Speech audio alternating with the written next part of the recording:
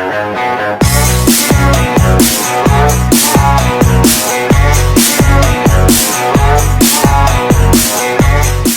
morning vlog for today's...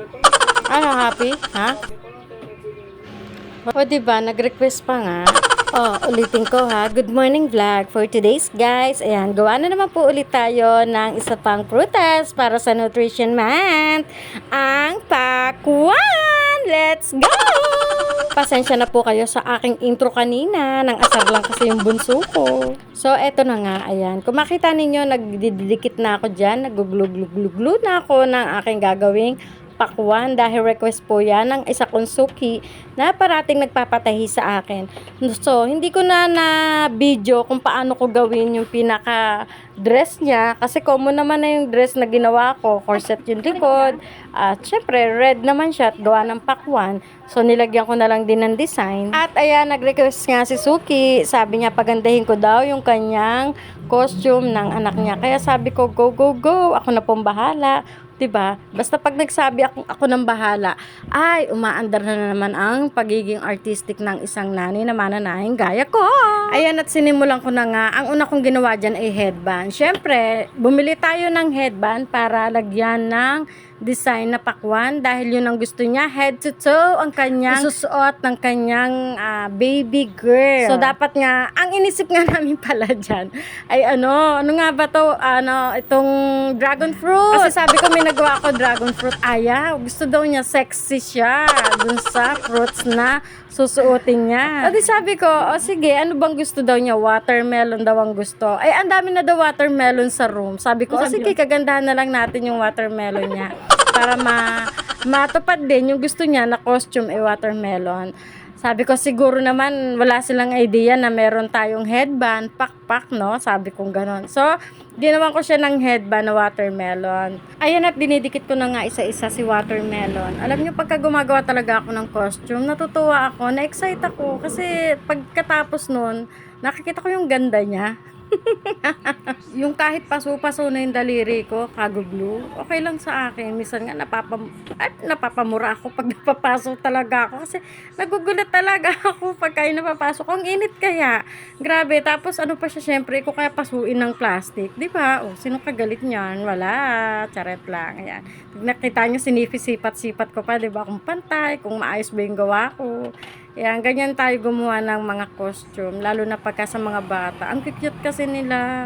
Ayan, yung isa namang pakwan ang gagawin ko dyan. Siyempre, lalagyan na naman natin ng glue, lalagyan natin ng maliliit na ganyang mahimulmol. Ewan ko kung anong tawag sa kanya. Mahimulmol. Nabili ko yan 45, isang yarda. 10 yards yan, na binili ko, tag 5 yards. Kaya, 10 yards yun na bili ko, nagamit ko kasi gawa dun sa skirt ng pakwan, inilagay ko siya at saka dun sa baywang nilagay ko din siya. Syempre alam nyo, pagka gumagawa ko talaga ng mga costume, hindi ako nagtitipid talaga sa tela kasi ayoko nang tipid sa tela, parang hindi ako nasasatisfied gawin siya. Yung gusto ko yung pag-ikikiri na ng bata, yung pag-iikot siya, kasi ako ganun, gusto ko bolga talaga. Kahit gumagawa ko ng mga damit ko, gusto ko pag umiikot ako, bubuka, yung ganun, yung pa-fly away siya, ganun ako kahit sa damit ko. Tapos sa mga bata, sa mga costume, sa mga gown, sa mga formal gown, ganun din ang gusto ko. Ayoko nung parang, ay, ang pangit, tipid. Ayoko nung ganun. Kaya pag nagre-request talaga ako, pagka yung, halimbawa, sa mga nagpapatahi sa akin, kanila yung tela, sinasabi ko na ganito pong yarda. Ako na nagsasabi ko ilang yarda. Kasi nga baka mamaya, tipirin yung tela, tipirin yung ang pangit ng kalalabasan. Pag tipid yung tela, diba? Ay ako pag gumagawa talaga bongga. Gusto ko lahat. Sulit, ganon. Matagal ko nagawa yung headband kasi siyempre pinupulido natin yan. Tapos, ang ginawa ko naman dyan sunod ay yung ating, yung maliit na pakwan sa gitna ng pakpak natin. Yun. Ang ginamit ko lang naman dyan na tela itong organza kasi medyo matigas siya, makintab, maganda pagka ididikit siya. Kaya, yun ang ginagamit ko pag sa pakpak. Natutulang din ako gumawa ng pakpak kasi one time, meron akong gagawin pakpak para sa anak ko. Sabi ko, ayoko naman bumili kasi ang mahal-mahal, di ba, pag bibili ka ng butterfly wings. Kaya ang ginawa ko, nagtry ako na mag-DIY. So, naghanap lang din ako ng alambre, tapos in-style ko siya. Ayun. Kung makikita nyo sa iba kong vlog, 'di ba? Meron akong nagagawang back design na yung back dress, tapos ayan mga pakpak, ayan. Yan yung mga common kong mga ginagawa na nung natuto ako, nakita niyo yung headband, 'di ba? Sinukat ko pa. Kasi tinignan ko siya kung maganda. O 'di ba? Ang cute ng dating niya nung pakwan. O 'di ba? Sino hindi may excite pagka gumagawa ng costume, tapos makikita mo yung kalalabasan niya. Ang ganda. 'Di ba? Kahit sino naman siguro diyan, o yung mga kakilala ko, yung mga kagaya ko na gumagawa ng mga costume, mga damit, 'di ba? Lahat naman may excite talaga pag nakita mo na yung finish niya, 'di ba? Mas nakakatuwa yung makikita pa nung nagpatahi, nung nagpagawa sa iyo, na gandang-ganda sila. 'Di ba, lalong nakakataba ng puso. Nung gabi tinabas ko yung yung dress ng pakwan, tapos nung umaga tinahi ko na 'yan, nag-focus ako. Pag ako nananahi kasi gusto ko kung ano yung tatahiin ko, magpo-focus lang ako dun sa tatahiin kong yun. Wala nang iba-iba pang tatahiin. Kasi minsan, di ba, may nagpapa-repair, hindi ko siya isinisingit talaga. Siguro kinabukasan gagawin ko, pero yung isisingit ko, hindi. Kasi nga nakapokus ako dun sa gagawin kong damit, or costume, or gown, or kung ano pa man. So, ayun na nga, umaga tinahi ko yung dress niya. Yung design niya wala pa, very plain color pa lang siya na red. Tapos, nung pagkatapos kong tahiin, tsaka ko naman ginawa yung mga abubot-abubot na yan. Ayan. Okay, 2 down. Tapos na yung ating headband. Next na gagawin ko na dyan, yung gitna ng ating pakpak. Maliit na pakwan yon, in-slice na pakwan.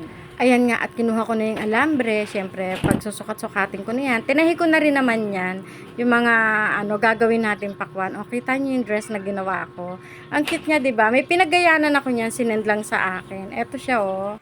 Ayan, yung sinend niya sa akin na paggagayanan ko daw. At syempre, achieve naman natin yan. Yun nga lang, nakita nyo, medyo light siya, no? Ang ginawa ko naman, pink yung pinaka-inner niya, tapos red yung pinaka-organza na nasa top niya. Kaya maganda yung pinaka-blend ng pagkaka-red niya. Hindi masyadong dark. Ayan. Yun ang ginawa ko naman. Kasi ni-request din naman na gusto niya may touch na pink din. Kaya yun ang ginawa ko. Ayan na nga, kung makita ninyo, kumuha ako ng alambre. Sinabi ko na rin na kanina, diba, kumuha ako.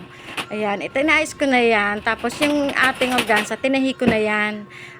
Mahirap lang kasi gumawa siya ng mga ganyang pakpak. Kasi yung alambre niya, dapat maganda. Tapos yung pagkakaayos nung gagayahin, dapat mahulmang masyado. Ganun ang gagawin natin. Kaya, medyo mahirap din. Hindi naman siya madali. Kaya ka talaga ng oras bago mo matapos yung isa. Kita nyo naman kanina, 'di ba? Yung headband ko pa lang, ang tagal ko siyang natapos kasi nga inaayos-ayos pa natin. Hindi tayo basta-basta yung dikit lang ng dikit. Tapos yung dress kanina, kita nyo plain color pa siya. Plain na plain pa, 'di ba? Kasi pagkatapos niyan, magawa ko lahat. Tsaka ko pa lang siya didikitan ng mga design niya na buto-buto yung ating pakwan. Ayan. Kita nyo, inaayos-ayos ko pa siya. Hindi naman siya pwedeng madaliin natin kasi baka pumangit, baka mabutas yung tela. Kasi tela lang yan, alambre yung pinapasok natin, di ba? Kaya dapat maingat talaga sa paggagawa. Naabutan na nga ako ng asawa ko dyan, gumagawa ako kanina. Hindi pa ako nagla-lunch niyan, pero may tinapay naman dyan. Merong kape, may biscuit, may tasty, may palaman. Anytime pwede naman akong kumain. Tuwing umaga, pagka yung yung mga anak ko, ayan, papasok sila, nagbabaon sila, kumakain ng tinapay. Tapos yung dalawa kong apo na parati kong sinasabi sa inyo na sa vlog ko, nakita nyo na yun, kung sino yung nakapanood sa vlog ko, nakita nyo na yun, dalawa kong apo, yung inaayusan ko ng buhok. Ayun, nakuha sila biskwit, titimpla kape, pakakainin ko. Aba, syempre naman, mga apo ko yan, apo ng asawa ko. Syempre, mahal ko yung mga yan. Pagka bago sila pumasok, ayun, kakain sila. Siyempre, pagkain yan, para sa lahat yan, kahit ikaw yung bumili, para sa lahat pa rin yan. Binili mo para pakain at kainin mo, 'di ba? Ganun lang naman 'yun, hindi para ipagdamot sa iba, hindi para itago, hindi para sarilinin mo yung pagkain. Share your blessing, ikang. Hoy, sinong madamot diyan? Sampalin ko yung ngalangalan nyo eh. Sige. Saret. Basta pag may pagkain ako diyan, sige lang, kuha lang, pero pag wala, tiis. Ganun yung sinasabi ko sa mga anak ko. Pagka meron tayo, syempre may time na meron, makakabili kung ano yung gusto natin na hindi natin nabili nung nakaraan, ayan, nabibili, nakakain. Pero pagka wala na, ubos na, magtiis na. Ganun lang naman yun eh. Hindi naman araw-araw Pasko, hindi naman araw-araw New Year. Siyempre, may time na talagang wala ka, may time na meron ka, kaya magtitiis na lang. Ganun. At least, nung nagkaroon ka, nakain mo. O kaya pag wala ka, na-experience mo naman, 'di ba? Not bad. Ganun lang yun. Ayan nga, sobrang tagal ngang gawin. Nag-fast forward ako. Ayan, kung makita ninyo, ginagawa ko na yung pakpak. Dinidikit-dikit ko na isa-isa hanggang sa, ayan, sinukat ko sa asawa ko. At yung pinaka-dress naman niya, yung lalagyan natin ng mga buto. Ayan, tapos na ang ating headband. Ayan ang ating finished product. O, diba? Ang ganda, no?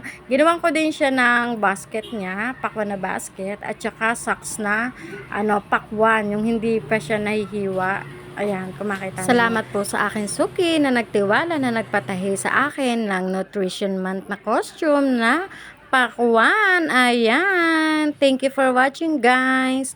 Bye! Love you!